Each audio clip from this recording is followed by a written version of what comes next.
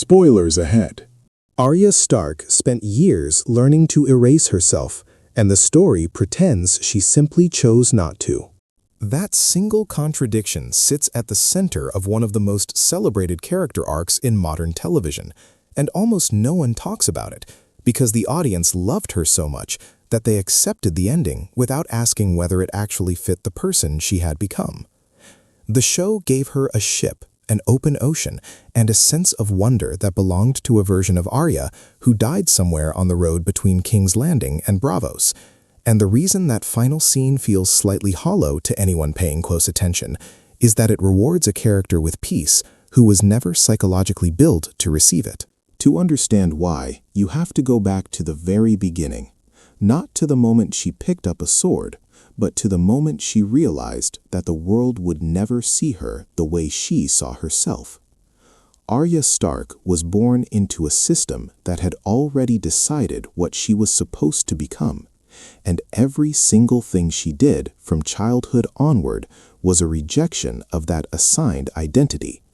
She didn't just dislike needlework and dresses, she experienced them as a kind of erasure, a slow suffocation of the version of herself that felt real. When Ned Stark allowed Syrio Forel to train her, he wasn't just giving his daughter sword lessons. He was, perhaps unknowingly, validating the only identity she had ever felt was true, and that validation became the psychological foundation for everything that followed. Then Ned died, and that foundation cracked in a way that never fully healed.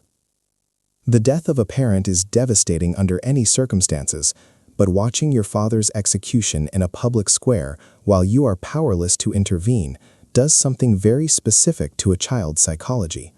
It teaches them that the world is a place where the people who are supposed to protect you can be destroyed in front of your eyes, and there is nothing you can do about it. That lesson, that helplessness is the most dangerous state a person can occupy, became the engine that drove every major decision Arya made for the rest of the series.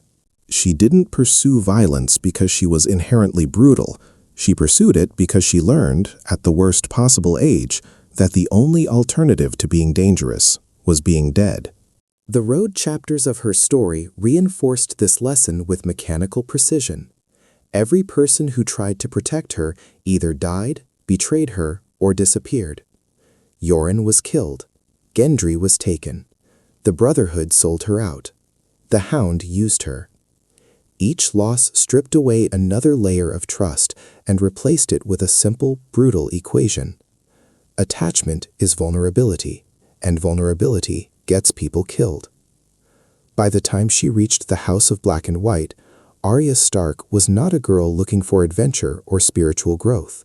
She was a traumatized child looking for the one thing that had been taken from her over and over again, which was control.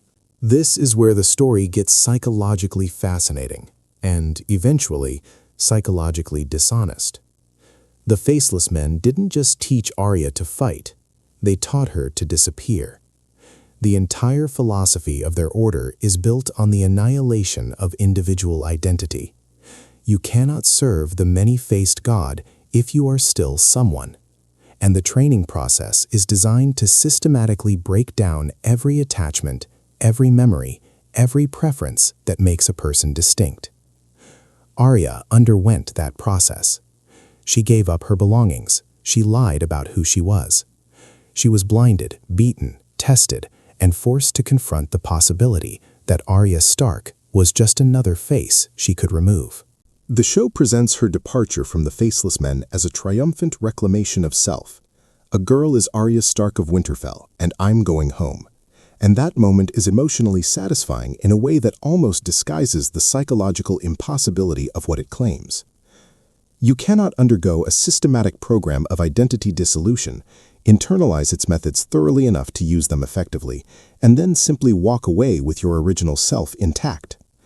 The skills she took with her, the ability to wear faces, to become other people, to move through the world as no one, are not neutral tools.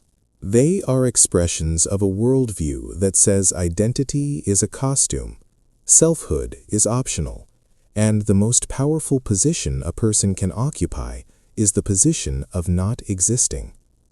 Arya carried that worldview out of Braavos, whether she acknowledged it or not, and every action she took afterward was shaped by it. Her kill list is the clearest evidence of this internal architecture. The popular reading of the list is that it represents Arya's desire for revenge, but revenge is actually too simple a framework for what the list really does. The list is a psychological survival mechanism. It gives structure to chaos. It converts helplessness into purpose, and most importantly, it provides a reason to keep going that doesn't require trust, connection, or hope. Each name on that list is an anchor point for an identity that would otherwise dissolve entirely, because as long as there are people left to kill, there is a reason for Arya Stark to continue existing. The list doesn't serve justice, it serves the self. Remove the names, and you remove the only framework holding her sense of identity together.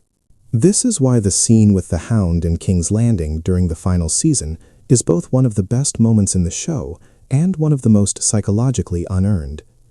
When the Hound tells Arya not to become like him, and she turns away from Cersei, the narrative frames this as growth. She is choosing life over death, identity over obsession, future over past.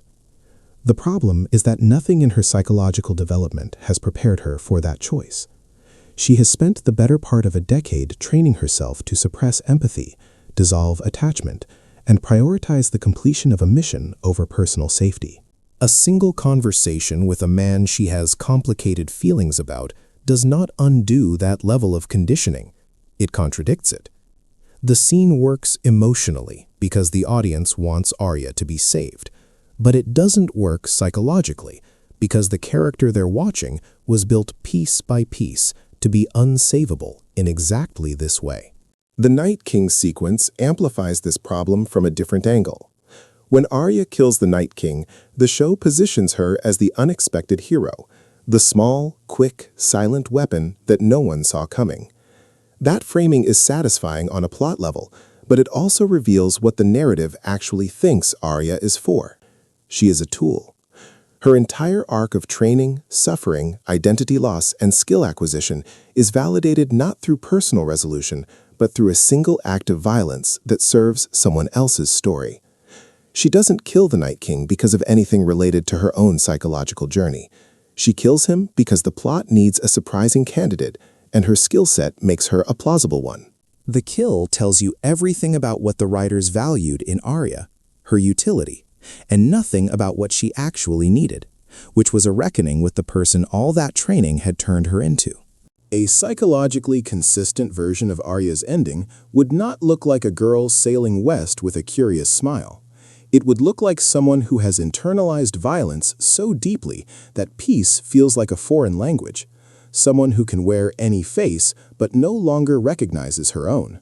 Someone for whom the end of the kill list creates not freedom, but a terrifying vacuum of purpose. The consistent Arya doesn't explore, she hunts, because hunting is the only mode of existence that makes sense to a person whose entire identity was constructed around the elimination of specific targets. Take away the targets, and you don't get an adventurer.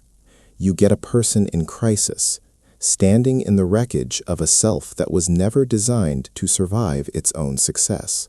If the show wanted to earn that peaceful ending, it needed to do something it never did. Show Arya confronting the cost of what she became, not in a single scene, not in a brief moment of hesitation, but through a sustained, uncomfortable reckoning with the fact that the girl who left Winterfell no longer exists, and the person who returned wearing her face is something else entirely. That reckoning would have been painful to watch, and it would have denied the audience the satisfaction of seeing Arya ride off into the sunset, but it would have been honest in a way the actual ending never manages to be. The real Arya Stark, the one the show built through 7 seasons of loss, violence, identity destruction, and psychological conditioning, deserved an ending that acknowledged what all of that actually does to a person. Instead, she got an ending that pretends the damage can be outrun if the ship is fast enough and the horizon is wide enough. And the tragedy is not that Arya Stark suffered, but that the story, in its final moments, refused to take that suffering seriously.